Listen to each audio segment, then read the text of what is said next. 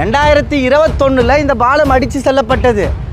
5 வருஷம் ஆட்சியே முடிஞ்சிடுச்சு, தேர்தலே வந்துடுச்சு. ஆனால் பாருங்கள், பாலம் கட்டி தரப்பட்டிருக்கா? அந்த 850 கோடி நிதி எங்கே போனது? 850 கோடி தமிழ்நாட்டில் பல்வேறு இடத்துல பாலத்தை வந்து கட்டித்தர நாங்கள் வச்சுருக்கோம், நிதியை ஒதுக்கியிருக்கோன்னு அமைச்சர் நேரு தான் பேசினார். அமைச்சர் நேரு பேசினார்ல, அப்போ இதற்காக ஒதுக்கப்பட்ட நிதி எங்கே?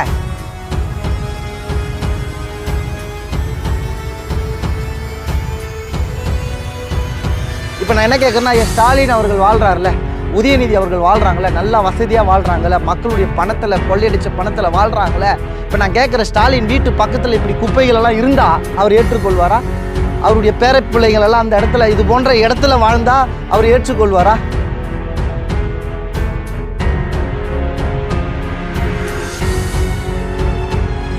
அனைவருக்கும் வணக்கம்.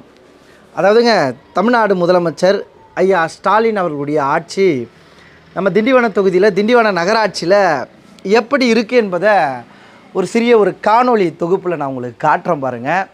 அவர்களுடைய ஆட்சியுடைய அவலம் வந்து இப்படி தான் இருக்குது. வாருங்க பார்க்கலாம்.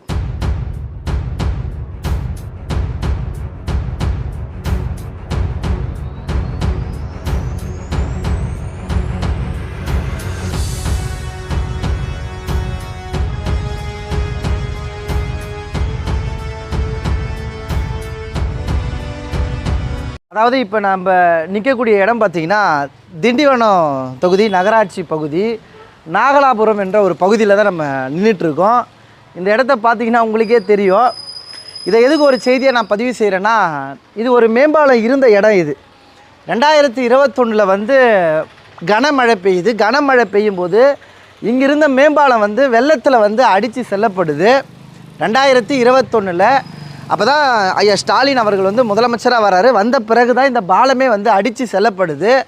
அதன் பிறகு பார்த்திங்கன்னா, பாலத்தை கட்டித்தரோன்னு சொல்லிட்டு பலமுறை வந்து பேசியிருந்தாங்க. ஆனால் யாருமே கட்டித்தரலை. நீங்கள் பார்த்தீங்கன்னா தெரியும், இதில் எவ்வளோ ஒரு ஆபத்தான பயணத்தில் வந்து மக்கள் பயணிக்கிறாங்கன்னு பாருங்கள்.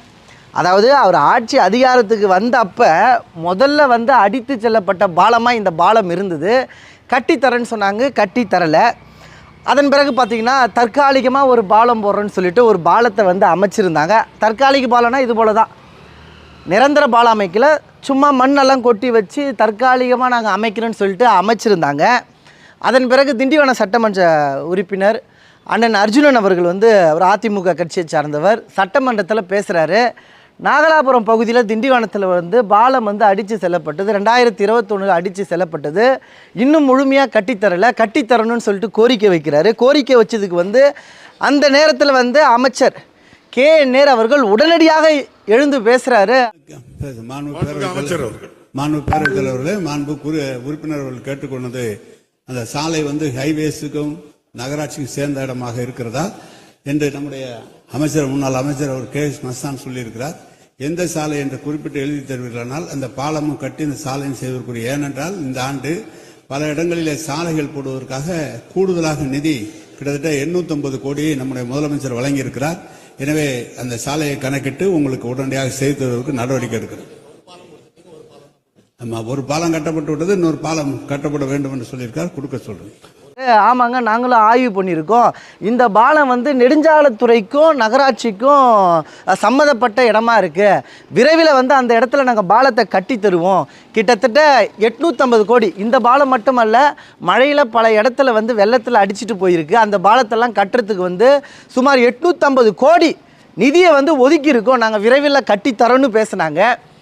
பெஞ்சம் புயல் வந்தது பார்த்தீங்களா, அந்த நேரத்தில் திண்டிவனம் தொகுதியை வந்து ஐயா ஸ்டாலின் அவர்கள் பார்வையிடுறாரு. பார்வையிடும் போது ஐயா ஸ்டாலின் அவர்கள் என்ன சொல்கிறாருன்னா, இந்த பாலத்தெல்லாம் ஆய்வு பண்ண பிறகு சொல்கிறாரு, நாங்கள் விரைவில் இந்த பாலத்தை கட்டித்தருவோன்னு சொல்லிட்டு பெஞ்சம் புயல் வந்ததுக்கப்புறம் சொன்னார். நீங்கள் யோசித்து பாருங்கள் என் அன்பு மக்களை, 2021 இந்த பாலம் அடித்து செல்லப்பட்டது. 5 வருஷம் ஆட்சியே முடிஞ்சிடுச்சு, தேர்தலே வந்துடுச்சு. ஆனால் பாருங்கள், பாலம் கட்டித்தரப்பட்டிருக்கா? அந்த 850 கோடி நிதி எங்கே போனது? 850 கோடி தமிழ்நாட்டில் பல்வேறு இடத்துல பாலத்தை வந்து கட்டித்தர நாங்கள் வச்சுருக்கோம், நிதியை ஒதுக்கியிருக்கோன்னு அமைச்சர் நேரு தான் பேசினார். அமைச்சர் நேரு பேசினார்ல, அப்போ இதற்காக ஒதுக்கப்பட்ட நிதி எங்கே போனது அந்த நிதி? அப்போ ஏன் இன்னும் பாலத்தை கட்டலை? இப்போ மக்கள் வந்து ஒரு ஆபத்தான பயணத்தை மேற்கொள்கிறாங்க. நீங்கள் பார்க்குறீங்க, முக்கியமாக இந்த இடம் பார்த்தீங்கன்னா, இதை சுற்றி வீடுகள் தான். இது தெருப்பகுதிகள் வீடுகள் இருக்குது. இந்த பக்கத்திலே பார்த்திங்கன்னா கிட்டத்தட்ட ஒரு 4 பள்ளிக்கூடம் இருக்குது. இந்த பகுதியில் இருக்கக்கூடிய பள்ளி மாணவர்கள் எல்லாம் இதை தான் பயன்படுத்துகிறாங்க. அப்போ பள்ளி மாணவர்கள் போகிறதுக்கே எவ்வளவு சிரமம் இருக்குது. அப்போ பள்ளி மாணவர்கள் இப்படி ஒரு ஆபத்தான பயணத்தை மேற்கொள்ளக்கூடாதுன்னு சொல்லிட்டு கிட்டத்தட்ட ஒரு 1 கிலோமீட்டர் 2 கிலோமீட்டர் சுற்றிட்டு வரணும் பள்ளிக்கூடத்துக்கு போகிறதுக்கு. நான் என்ன கேட்குறேன்னா, பெரிய விடியல் ஆட்சி, திராவிட மாடல் ஆட்சி அப்படியெல்லாம் பேசுகிறீங்களே, பேசுன நீங்கள் ஒரு பாலத்தை கட்டித்தரக்கூட உங்களுக்கு திராணி இல்லையா, துப்பு இல்லையா சொல்லுங்கள். அப்போ 5 வருஷம் ஆட்சி அதிகாரத்தை கொடுத்தோம், இந்த நகராட்சியில் ஒரு பாலத்தை கூட கட்டித்தர முடியல. மீண்டும் ஐயா ஸ்டாலினுக்கோ அவருடைய குடும்பத்துக்கோ ஓட்டு போட்டால் இப்படி தான் நடக்கும் பாருங்கள். இதுதான் அவர்கள் ஏற்படுத்தின மாற்றமே, இந்த மாற்றம் தான். அதனால தான் நம்ம சொல்கிறோம் இந்த திராவிட கட்சிகளை புறக்கணிங்கன்னு சொல்கிறோம்.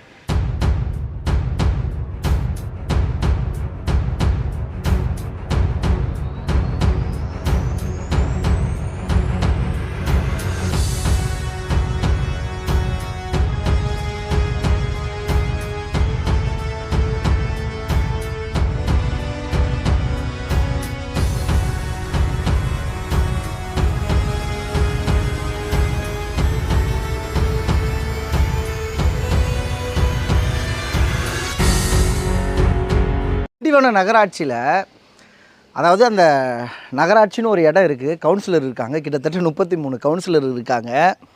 நீங்கள் பாருங்கள், திண்டிவன நகராட்சி செயல்படுதா என்பதற்கான ஒரு சான்று இந்த இடம் தான் பாருங்கள். நான் நிற்கிற இடம் பார்த்திங்கன்னா ஒரு முக்கியமான ஒரு சாலை வீதி. அந்த பாலம் சொல்லியிருந்தீங்க பார்த்தீங்களா, அந்த பாலத்துக்கு பக்கத்திலே இப்போ இங்கே சுற்றி இருக்கக்கூடிய மக்கள் எல்லாம் இந்த இடத்துல நீ ஒரு குப்பை தொட்டியை வச்சுருந்தா குப்பையை மக்கள் அந்த குப்பையில் கொட்டுவாங்களே, சுற்றி எந்த இடத்துலையும் ஒரு குப்பை தொட்டி கூட கிடையாது.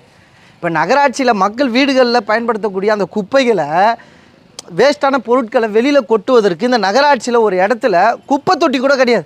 குப்பை தொட்டி இல்லாதால என்ன பண்ணுறாங்க, மக்கள் எல்லாம் வீட்டிலேருந்து எடுத்துகிட்டு வர குப்பையெல்லாம் இந்த இடத்துல போடுறாங்க. இந்த இடத்துல போடுறதால இப்போ பாருங்கள், நீங்கள் பார்த்துட்டே இருக்கீங்க, கால்நடைகள் பாருங்கள், இந்த குப்பையில் இருக்கக்கூடிய பொருட்களை சாப்பிட்றது, பிளாஸ்டிக் அந்த கவரை சாப்பிட்றது, அப்படி சாப்பிட்டா அந்த கால்நடை எப்படி உயிர் வாழும்? கால்நடைகள் சாகாதா? அப்போ இதெல்லாம் சரி பண்ணணும்ல.